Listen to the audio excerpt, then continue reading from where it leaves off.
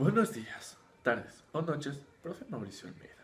Mi nombre es Miguel Vinuesa. Soy estudiante del segundo bachillerato internacional del Liceo Navalquito.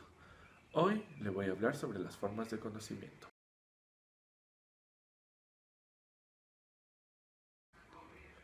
El hombre, a lo largo de su existencia, ha sentido curiosidad por conocer el mundo que le rodea y ha pretendido dar explicaciones a una serie de interrogantes que le han surgido de su contacto directo o indirecto con las cosas, hechos y fenómenos que la naturaleza le presenta. Gran parte de las explicaciones que ha dado se fundan en supuestos, creencias y generalizaciones que son aceptadas por razones de autoridad, experiencia o de fe, sin crítica o razonamiento que sustente su veracidad. ¿Qué es el conocimiento? El conocimiento es el entendimiento, inteligencia, razón natural, aprehensión intelectual de la realidad o de una relación entre los objetos, facultad con que nos relacionamos con el mundo exterior, o conjunto de saberes sobre un tema o sobre una ciencia. La adquisición del conocimiento está en los medios intelectuales de un hombre, tales como la observación, la memoria, la capacidad de juicio, entre otras.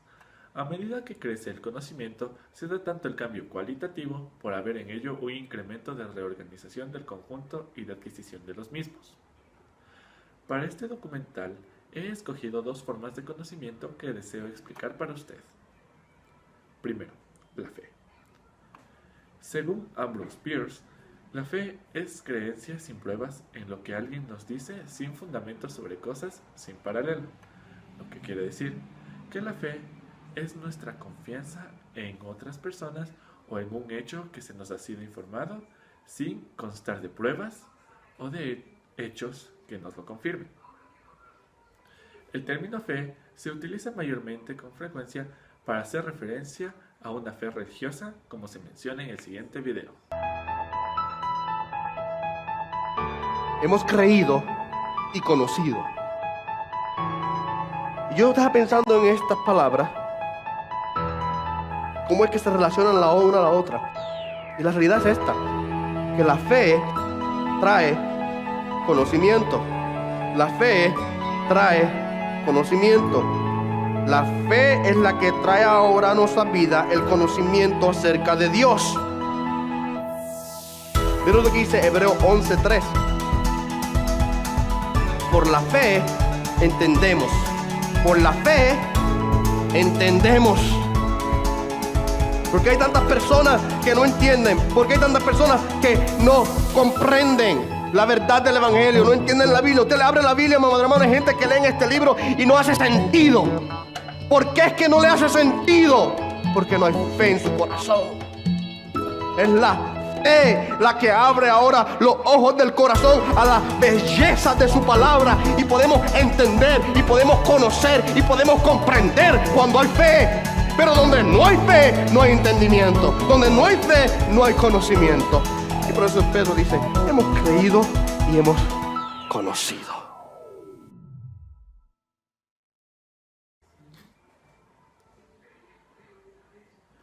Pero también puede utilizarse en sentido laico como sinónimo de confianza, si bien se le asocia en la mayoría de los casos con una creencia en un dios o dioses. La fe puede ser religiosa sin ser teísta, por ejemplo en el caso del budismo. También puede verse como un compromiso con una determinada interpretación de la experiencia y de la realidad, que no es necesariamente religiosa, tal como el humanismo. El positivismo lógico sostiene que las afirmaciones de fe no tienen ningún contenido cognitivo significativo, por lo cual no tiene sentido de hablar de la fe como forma de conocimiento. Sin embargo, para muchas personas, la fe es una manera clave de intentar comprender y explicar el mundo. Las pruebas en las que se basa la fe suelen ser controvertidas. Esto es especialmente cierto en el ejemplo de las Escrituras. Quienes pertenecen a grupos religiosos suelen considerarlas como pruebas infalibles, mientras que los que no pertenecen a estos grupos suelen mostrarse más reticentes. Si bien los críticos sostienen que la fe es irracional e incoherente, otros afirman que debe entenderse como una manera de ir más allá de la razón, en vez de algo como puramente irracional. De hecho, Si bien se suele contrastar la fe con la razón, muchas religiones las consideran interdependientes. Por ejemplo, la teología natural mantiene que solo es posible acceder a Dios mediante la razón, y muchas religiones consideran la razón como un don divino. Hay quienes sostienen que las críticas y las controversias en torno a las pruebas de las afirmaciones de fe están mal encaradas, ya que la fe es un acto de confianza y es un ejemplo de conocimiento que no se basa en pruebas.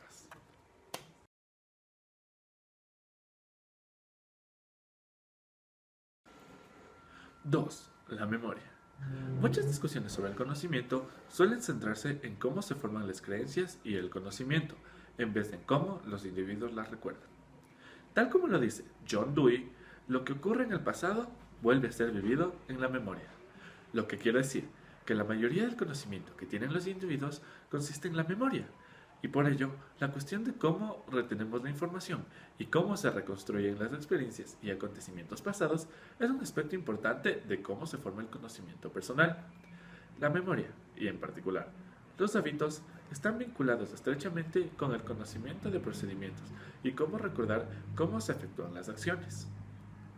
A diferencia de la percepción, la memoria se refiere a cosas que no están ocurriendo en el presente instante. Y a diferencia de la imaginación, la memoria se refiere a cosas que creemos que han ocurrido realmente. Hay quienes que sostienen que la memoria en sí no es una fuente de conocimiento, sino que es en cambio un proceso que utilizamos para recordar conocimientos adquiridos en el pasado.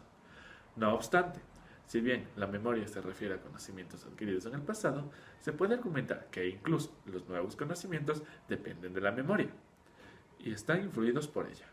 Por ejemplo, la manera en que interpretamos nuevas situaciones puede estar influida considerablemente por la experiencia y los acontecimientos previos. De este modo, además de ser una unidad de almacenamiento para el conocimiento existente, la memoria puede ser también un mecanismo que nos permita procesar situaciones nuevas y únicas. La importancia de la memoria puede subrayarse al imaginar los desafíos que podrían presentarse si la perdiésemos, ya que una parte tan grande de nuestros conocimientos personales tiene forma de recuerdos en la memoria. Las cuestiones relacionadas con la fiabilidad de la memoria también son cruciales. Suele considerarse que la recuperación de recuerdos a través de la memoria no es fiable, por ejemplo, porque se la ve como algo subjetivo o muy afectado por la emoción, es decir, por nuestros sentimientos. Por ejemplo, en un caso de que nosotros estamos muy eufóricos y muy felices por algo que pasó, lo recordamos de una manera muy alegre y es algo muy bonito para nosotros, mientras que otra persona que vivió lo mismo junto a nosotros estaba un poco triste, tuvo problemas familiares o alguna clase de problemas o sucesos pasaron con esa persona y no se sentía muy bien para la ocasión. Entonces, esa persona la recuerda como algo triste y sin ganas de recordarla, mientras que nosotros nos gustaría recordarlo siempre. Un ejemplo muy claro es el campeonato de fútbol que ganamos los estudiantes de segundo B. Mientras que para nosotros fue algo muy feliz y celebramos como si hubiéramos ganado una Copa Mundial, los cadetes del tercero A, que fueron nuestros adversarios, quienes perdieron en penales, no lo recuerdan así, debido a que es otra forma de ver. Imagino que para ellos no es un recuerdo bonito, siendo que es su último año, perdieron contra nosotros. Sin embargo, nos fiamos de la memoria todos los días, y ya que gran parte de nuestra memoria parece ser fiable, esto no nos da confianza de que otros recuerdos también son fiables.